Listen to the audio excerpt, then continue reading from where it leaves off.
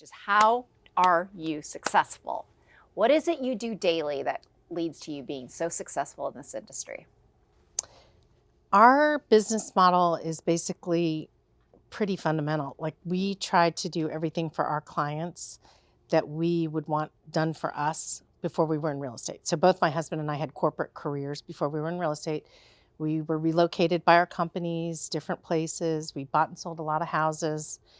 And so when we learned about selling real estate, we learned things that our agents had not done for us, or we learned things that they did very well that we wanted to copy. I would say the first thing is being honest. I mean, there is really no good comes from taking overpriced listings, and occasionally we find ourselves doing it because it's a competitive situation or the seller has so much money in their house that they feel like they have to get a certain price, and it never works. It does not make the house worth more because you have a higher price on it. And so we try to really be straightforward with our clients.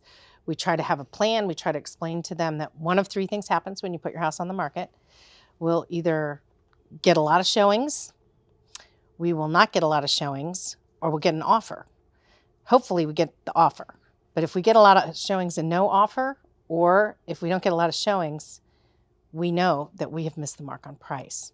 So I think the misunderstanding that a lot of sellers have is that they get to choose the price for their house, when in fact buyers decide what they're willing to pay. Sellers can say yes or no, I'm going to sell my house or not. Mm-hmm. So we really try to put that out there up front, be really candid with people. As far as finding sellers, finding clients, I think the best prospecting is the one that you'll actually do. Mm-hmm. So we have masterful accountability partners and coaches and teachers like, Mike Ferry. We have an excellent coach named Tony Smith. My husband is actually a real estate coach. So what we know is that if we go out and look for sellers every day, they're out there. So we just have to find the thing that we will actually do. We have tremendous success at open houses. We meet a lot of people at open houses. We have a great database. We have a fantastic referral network. About 85% of our business comes from past clients in our center of influence, which is kind of the greatest honor that you can have in real estate, when people are calling and saying, can you help my sister? Can you help my friend? So, do you have to proactively ask for those referrals? Absolutely. Okay, Absolutely. So give me an idea of what that looks like. Well, we try to rotate through our database 4 times a year, call everybody 4 times a year, and ask them if they have any questions about what's going on in the market.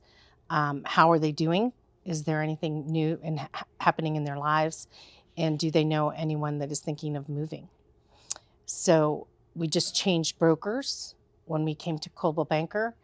And in notifying all of our clients that we've done that, made that move, we've picked up at least 3 listings that I can think of people just saying, do you know anybody that's thinking of selling? And that's just basically calling your database. So that's not even cold calling strangers. No, that I am less good at because I'm a people person. So it's very hard for me to, face rejection. So when you're doing prospecting calls, calling expireds, calling for sale by owners, et cetera, the hit ratio when you're calling your database is about 1 in 12 calls that you should get a lead. When you're calling for sale by owners and expireds, it's 1 in 50. So you have to make a lot more calls and hear a lot more no's. And sometimes people are just downright unkind. So that's a harder thing for me. I know lots of agents that are great at it. My husband prefers to call people he does not know. Mm-hmm. So I say, you call them, I'll call the people I know. So how much of your day is devoted to prospecting? A good day is 2 hours. Probably an average day is 1. And, you always want, the more prospecting you do, the more business you get. So, but if you're not prospecting an hour a day, you're definitely, we cannot sustain our lifestyle. Let's put it that way. Yeah. If we're not prospecting an hour a day. If there was one piece of advice you could give all agents that are going to watch and listen to this, what would be that piece of advice you'd offer? The first thing that I tell new agents all the time is get a coach, get a really good coach. We have had the best success with Mike Ferry coaching, and do that immediately before you have any bad habits.